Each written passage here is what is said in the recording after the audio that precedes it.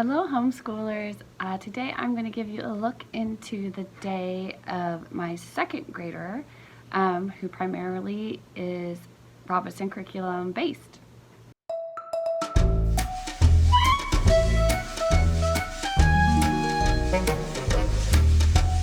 Is fairly independent. This is family time, fairly independent. He's reading to me, so this is with me, but it's very quick. It doesn't take long.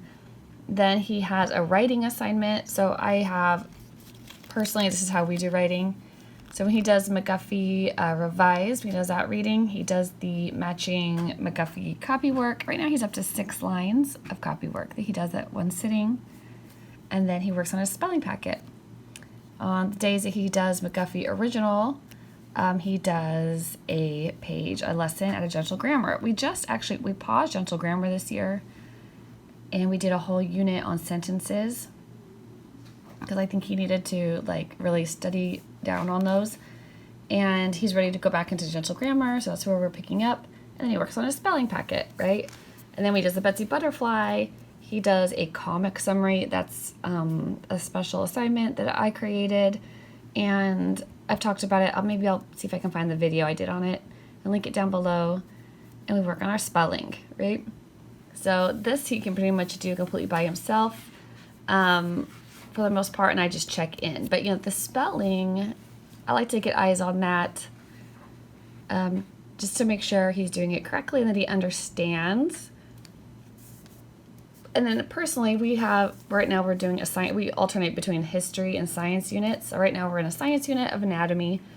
So he can I am pretty lax about in second grade. I've got these resources. We've got an anatomy book to read. He can notebook on it. We have an anatomy coloring book. We can look up a video and he can work on his anatomy models.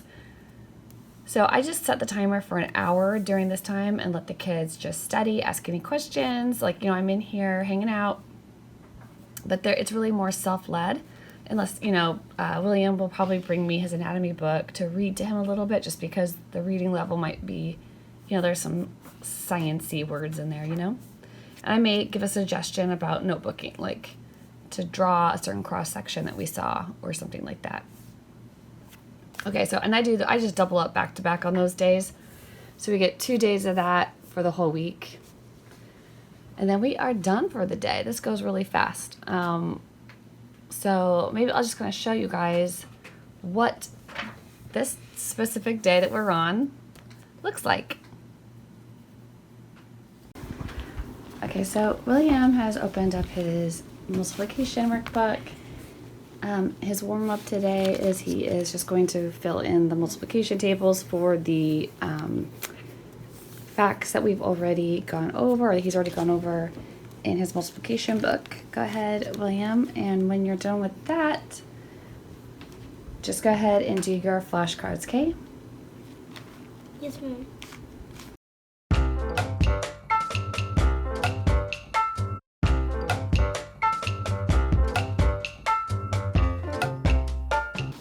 Okay, so William just finished up his workbook work, and he is just grabbing out his flashcards.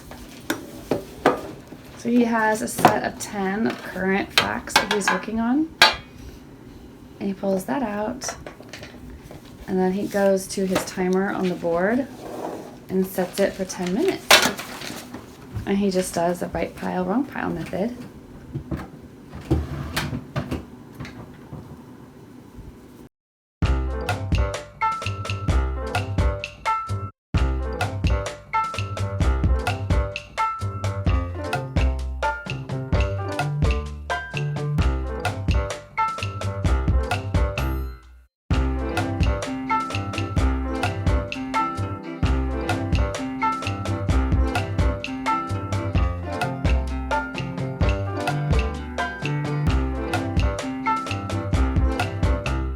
So we just keep all of his math facts in this recipe tin.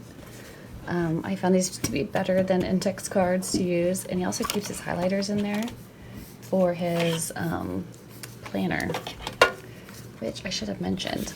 So on Mondays we have a planning meeting, and he actually writes out, he's up to writing out all of his stuff for the entire day. Like, or, I'm sorry, for the entire week. You can see he does it for the whole week, and he highlights the boxes to check off. And then I have a video on planning too. I'll link that down below as well. But he knows to just, when he's done with his math flashcards, to go down to math games and just keep it moving. And we just keep it up here on his little book stand for him to refer to. Okay, so William actually felt really confident about that file, so he asked for a quiz. So he got 9 out of 10 right, so that's very good. So I actually would take this opportunity to go back and grab a handful of his mastered file and mix those in and say, it's time to do a review, and we're gonna do a right pile, wrong pile of the whole stack, or of his mastered stack with the ones he just went over. And he has 4 minutes left on his 10-minute timer, so go ahead. You can work on that for 4 minutes. Let's see how it goes. Okay. Okay, ladies first. Yes. Okay, do you want to do game 1 or game 2? Game 1. Game 1. Okay, so in this game we just, so I know 40. 5 times 8 equals 40. Okay, your turn. 8 times 8 equals 56. Let's count by 8s. It's 8. 8. What's next? 16. Okay, get right. 16. 16.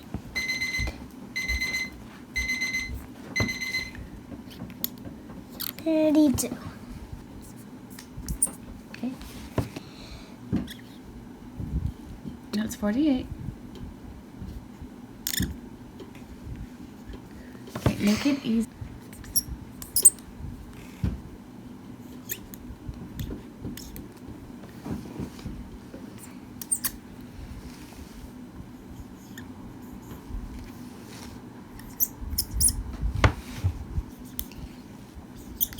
Okay, so 8 times 8 is? 64. Mm-hmm.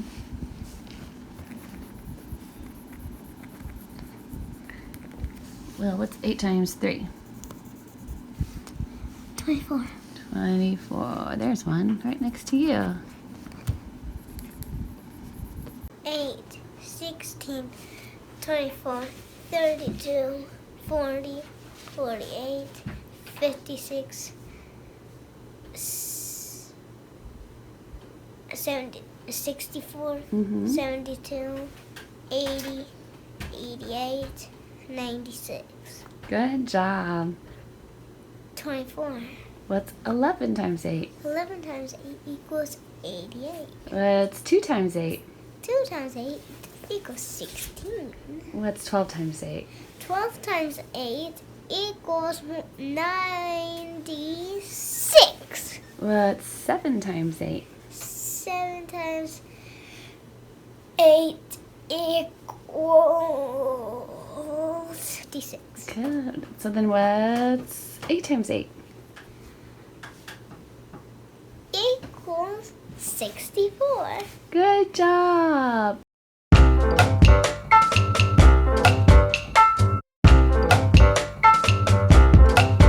I don't have to even check what book he's supposed to be reading because he knows it because we wrote it down on our Monday planner meeting.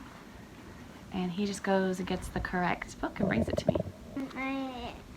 Am I a good reader original? Yeah, your original McGuffey reader and your lesson. What number? What does this mean? XXX means? That means 30. 30, good. All right, you want to read to me starting with the title? The Snow Dog and Boy. After the old man had wiped the sweat off his face, he went on with the story. His story. One sad cold night when the snow fell fast and the wind blew loud and shrill. Do you remember what shrill means? Hard. It means like high pitched. So the wind was like like almost like whistling. Okay. All right, keep going. And it was quite dark, with not a star to be seen in the sky. These good men sent out a snow Sent out a dog to hunt for those who might want help. And Yeah, this looks like hour, but the H is silent. This is how we spell the word hour, like the time. Hour. Of two or two, the dog was heard at the gate. And when they looked, they saw the dog with a boy on his back. The poor child was stiff with cold and could Yep. just hold on to the dog's back. He told the men that he had lain a long time in the snow and was too ill and weak to walk, and the snow fell fast on him. After a while, he felt something pull him by the coat, and then he heard the dark No, you had it right. That is a B. bark of a dog close by him. The boy then put out his hand, and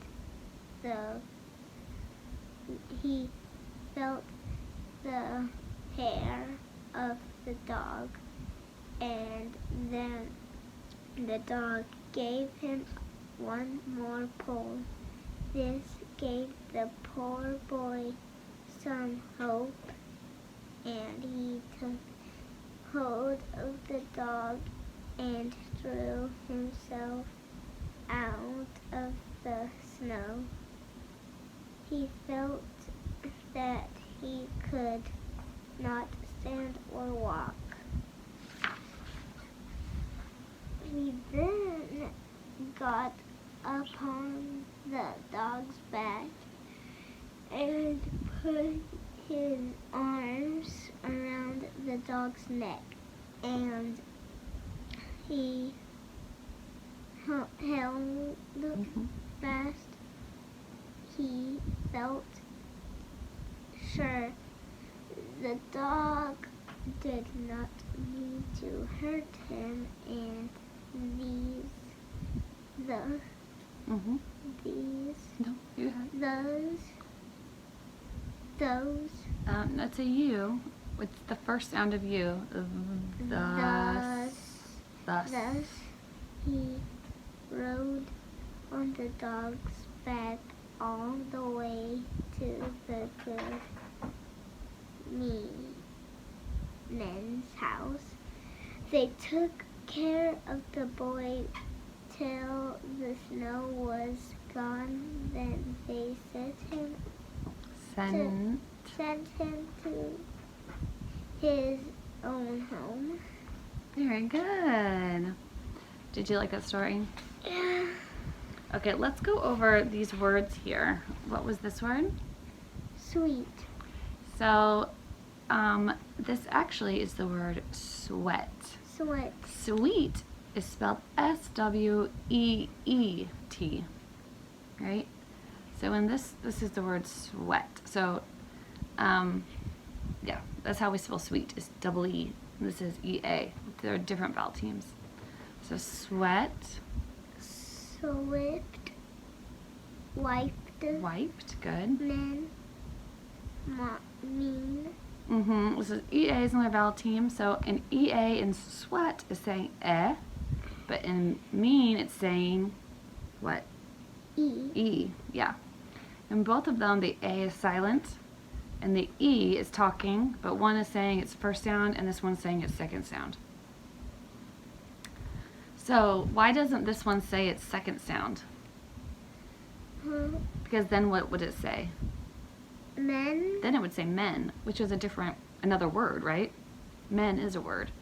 So it's saying its second sound because it's a different word. It has a different meaning. Mean. Okay, ready? Might. Might, good. Which letters are silent? The G, H, and T. And G, H. Yeah, the G and the H, right? So if you see this, I, G, H, these are glued together, right? These say, when you see them, they just say? I, good. What would this word be if I changed out the M for an R? Then it would say? Right. Right. What if I changed out the M for an L? Light. Light. What if I changed out the M for a T? Tight. Yeah. What if I changed out the M for a B-R? Bright. Bright. Good. I didn't fool you at all. Oh, this is a good one right here. What's that word? Something. Something. Do you remember what we call this kind of word? Conjunction. Not close. Yes, close. Conjunction words are like and but, or so. This is a compound. But they both have the idea of bringing two things together, right? What are the two words in something? Something. Yeah, some and thing are brought together for a compound word. Can you say compound? Compound word. Good. Thank you. Okay, what's this word? Home. Home, good. How come it's home and not hom? Because that's two sounds, and this E at the end is a bossy E. Yeah, so it's making the vowel long or short? Long. Long, good. What's this word? Snow. Snow. Heard. Heard. Now here we have another EA, but now it's EAR, right? So the A is still silent, but now it's like an R-controlled vowel. This EAR sounds just like an ER, which says what sound? Or spells what sound? Good.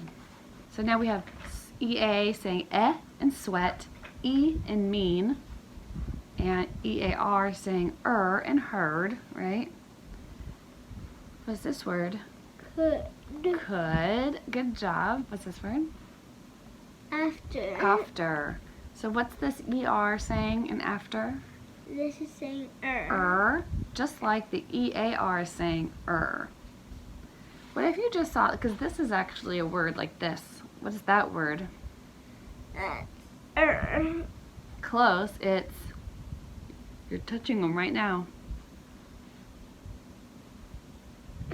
Ear. Ear. That's actually how we spell the word ear. So it's not, but it doesn't say heard. It just says heard. Okay. Oh, what's this one? Length. Yeah. So this is uncommon, but what is the E? What sound is the E making? Is it length, or do we say it length? Yeah, it sounds like an A, doesn't it? Length. Yeah. And what is this word? Quite. Quite. Good. Q is always followed by a U, right? Okay, so very good. I have a couple grammar check-ins for you. Let's look at a sentence. Do you remember what a subject and a predicate means? Subject. So remember, the subject is what the sentence is about, and the predicate is what happens in the sentence, right? So let's look at the very first sentence. After the old man had wiped the sweat off his face, he went on with his story. So that's actually has two phrases brought together. So let's just do the second part. He went on with his story. What's the sentence about? What's the He went. The sentence is about he. Who is he? The old man. Yeah, it's the old man. So he is the subject. And then what happened? Went on with his story. Went on with his story. So that is the predicate. He is the subject. Went on with his story is the predicate. Can you tell me, is there a verb in he went on with his story? Is there a verb in there? Went. Went. Very good. What's a verb? Present place or thing or idea. No, that's a noun. That's what he is. That's actually a pronoun, but went is the verb. It's the action word, right? It's something that you can do. Something that you can do. That's right. Okay, let's do one more. What are these called? They're called air quotes. Air quotes. Quotation marks? Quotation marks. Yes. And what do they tell us? That somebody's talking. That somebody's talking. So what's inside the quotes is what they're actually saying. Here's something I was going to point out to you. So you see how they put a quote here. It says, after the old man had wiped the sweat off his face, he went on with his story. So that's the narrator speaking, and then we see the quotes. Now it's the character. Now the old man is speaking. One sad, cold night when the snow fell last, and the wind blew loud and shrill, and it was quite dark with not a star to be seen in the sky, these good men sent out a dog to hunt for those who might want help. Do you see how they started a new paragraph? Yeah. How come this paragraph doesn't have an end quote on it? Because he's still talking. That's right, he is still talking. Yeah, so it's a new paragraph because he's, moving on with what he's saying. They're grouping the next group of sentences. But so they just keep putting the quotes at the beginning, and you don't see them end until the very last sentence. See? So he talked all the way to the very last sentence. And so that's why this one has quotes on both sides. So you always put the quotes at the beginning of the paragraph, but you only put a quote at the end of the paragraph when the character is done speaking. Listen, you did a really good job. I think we need to read that one more time through because I'd like it at least to be a little bit smoother. We'll see how it goes next time. Okay.